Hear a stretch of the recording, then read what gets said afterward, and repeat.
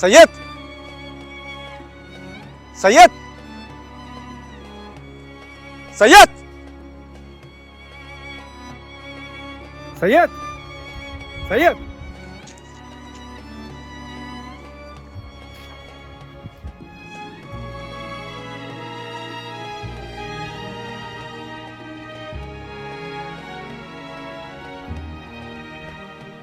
സയ്യദ് ഓ ഗയാ, അവൻ പോയി. ഓ, നിങ്ങൾ മലയാളിയാണോ? അതെ. നിങ്ങൾക്കെങ്ങനെ സെയ്ദിനെ പരിചയം? ഞാനിവിടെ കുറച്ച് അകലെയാണ് ജോലി ചെയ്യുന്നത്. എപ്പോഴും എൻ്റെ യാത്ര ഈ മരുഭൂമിയിൽ തന്നെ. അങ്ങനെ ഒരു ദിവസം എൻ്റെ വണ്ടി മണ്ണിൽ താന്നു. അപ്പോൾ ഞാൻ എന്ത് ചെയ്യണമെന്ന് വിചാരിച്ച് ഇങ്ങനെ നിൽക്കുമ്പോഴാണ് ഒരു ദൈവദൂതനെ പോലെ സയ്യിദ് അവിടെ എത്തുന്നത്. അന്ന് തുടങ്ങിയൊരു സൗഹൃദം ഞങ്ങൾ തമ്മിൽ. എന്നിട്ട് അവനൊരിക്കലും പുറം ലോകം കണ്ടിട്ടില്ല. നല്ല ഭക്ഷണം കഴിച്ച് നല്ല വസ്ത്രമൊക്കെ ധരിച്ച് പെരുന്നാളിനെങ്കിലും അവന് പുറത്തു പോകണമെന്ന് ഭയങ്കര ആഗ്രഹമായിരുന്നു. എനിക്ക് വരാൻ പറ്റുന്ന ദിവസങ്ങളിലൊക്കെ ഞാൻ അവന് വേണ്ടി എന്തെങ്കിലുമൊക്കെ കൊണ്ടുവരും. എന്നിട്ട് ഞങ്ങൾ ഒരുമിച്ച് ഇവിടെ ഇരുന്ന് കഴിക്കും.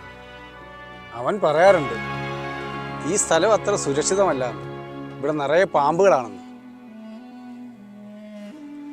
നിങ്ങൾക്ക് പേടിയില്ലേ? നിങ്ങൾക്കറിയുമോ, ഇതിലും സുരക്ഷിതമായ ഒരിടം എനിക്ക് വേറെ കിട്ടാനില്ല.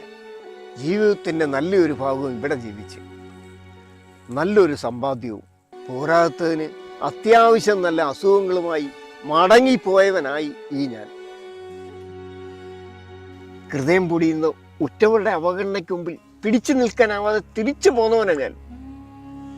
60 വയസ്സുകാരൻ്റെ വിസ പുതുക്കാനുള്ള തത്രപ്പാട് എന്നെ ഇവിടം വരെ എത്തിച്ച്. ഇന്നാരുടെയും ആവശ്യങ്ങളില്ലാതെ, അവഗണനയില്ലാതെ, പോലീസിനെ ഭയക്കാതെ, ഈ മിണ്ടാപ്രാണികളോടൊപ്പം ഈ മരുഭൂമിയിൽ. അപ്പോൾ ഭാര്യയും മക്കളും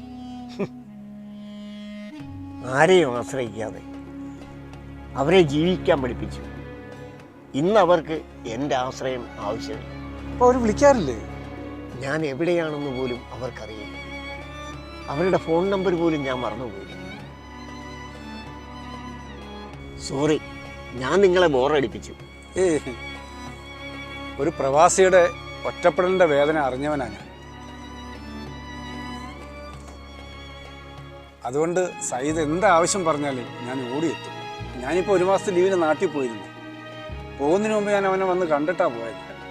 പക്ഷെ അവൻ എന്നോട് പറഞ്ഞില്ലല്ലോ നാട്ടിൽ പോകുന്ന കാര്യം. അല്ല, എന്നാ അവൻ ഇനി തിരിച്ചു വരുന്നത്?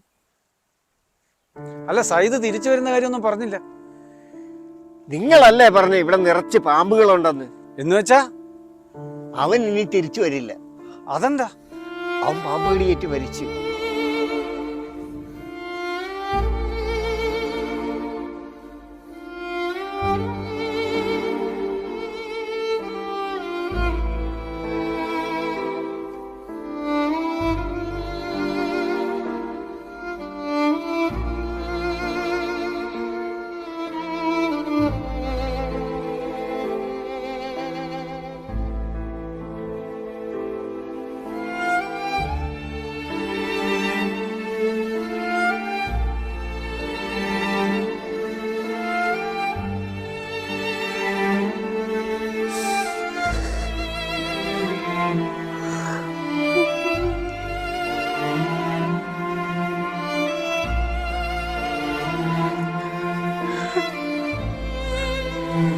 ചേട്ടാ, ചേട്ടാ, ഞാനിത് സൈസിന് വേണ്ടി കൊണ്ടുവന്ന വൈകിപ്പോയി. ഈ നമ്പർ കണ്ടോ?